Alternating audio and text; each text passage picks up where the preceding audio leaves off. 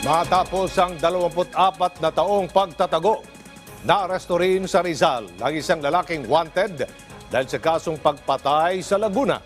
Yan ang ulat ni Bian Manalo. Hindi na nakapalagpa ang lalaking ito nang arestuhin sa ikinasang manhunt operation ng mga operatiba ng Siniloan Municipal Police Station at Regional Intelligence Unit 4A sa Barangay Manggahan, Rodriguez, Rizal. Kinilala ang lalaki na si Nelson Tonga, 57 taong gulang.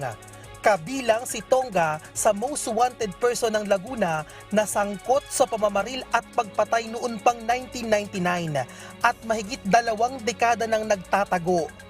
Nagkaroon po tayo ng series of coordination sa family and relatives po ng victim, nung suspects. Kaya nagkaroon tayo ng idea kung saan natin makikita yung suspect. Sa loob po ng 24 na taon ay nagtago itong tao sa iba't ibang lugar tulad ng bayan ng San Pablo at sa lalawigan po ng Rizal sa karatig bayan ng NCR.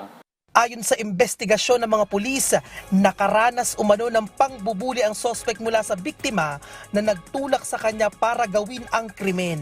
Meron mga alitang nang naganap ng mga panahon na yon sa mga suspect at dito sa taong napatay. Talagang sila daw po pala ay binubuli nitong taong napatay nila noong mga panahon na yon. At di umano ay meron daw insidente ng pambabato ng kanilang bahay noong mga panahon na yon.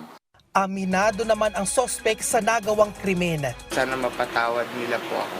Nahaharap si Tonga sa kasong murder habang tinutugis na ng mga otoridad ang isa pang kasabwat niya sa pagpatay. Bien Manalo para sa bayan.